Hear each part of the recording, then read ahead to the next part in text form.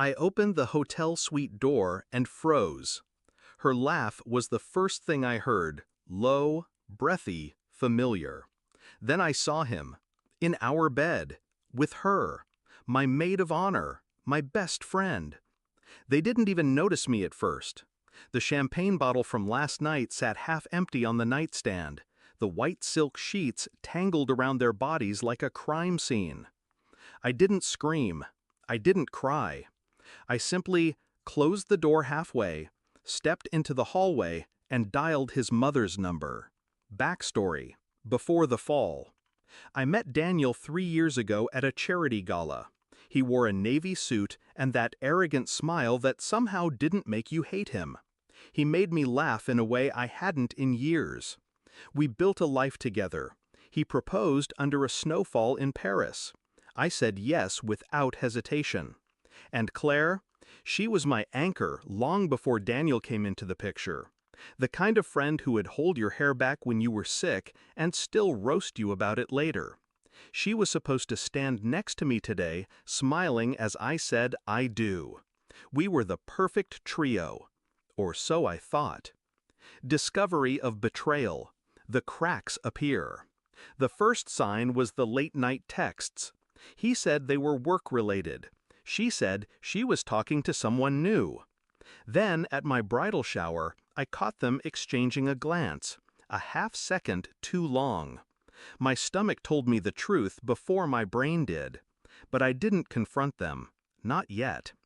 2 weeks before the wedding, I checked his phone while he was in the shower. Her name wasn't there. She was under Aaron. What I read made my blood run cold. They hadn't just been sleeping together. They were planning to be together after the wedding, after he secured access to my trust fund. I closed the phone and smiled like I hadn't just been gutted. Shift in mindset. The plan forms. I could have walked away then, but walking away would have let them win quietly. And quiet wasn't what I wanted. I wanted an audience. I wanted him to choke on the truth in front of every person whose approval he craved. So I called my lawyer. We rewrote the prenup, quietly, 3 days before the wedding. He didn't read it. He just signed where I pointed. It stated that if he was caught cheating before or during the marriage, he'd walk away with nothing, not even the watch on his wrist. Then I called the hotel manager and arranged for my suite to have a second adjoining room, one I could fill with the exact people I needed when the moment came. Execution, setting the trap. On the morning of the wedding, I pretended everything was perfect. I had Claire with me in the bridal suite, sipping mimosas while hair and makeup fussed over us. Daniel texted me that he was heading to his room to clear his head. I excused myself 20 minutes before the ceremony, saying I needed to practice my vows alone. Instead, I walked to Daniel's suite. I didn't expect them to be so careless, but there they were, skin against skin, my wedding day lingerie discarded on the floor. I stepped back into the hallway and called his parents, then his brother, then his grandmother. Every person already dressed for the ceremony, every relative who had flown in from out of state. I need you all to come to Daniel's suite, I said, voice steady. There's something you should see before the wedding. Climax, the fall. 5 minutes later, the hallway outside his room was lined with family, confusion and curiosity painted on their faces. I didn't knock.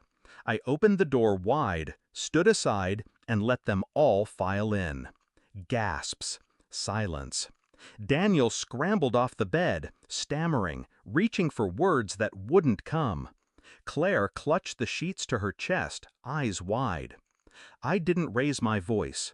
Daniel, I said, I'd like you to explain to your grandmother why the woman who was supposed to stand next to me at the altar is in your bed instead. His father's face turned crimson. His mother covered her mouth. His grandmother began to cry. Then I reached into my clutch and pulled out a thin envelope. This, I said, holding it out, is the updated prenup you signed. You might want to read the highlighted part." He opened it.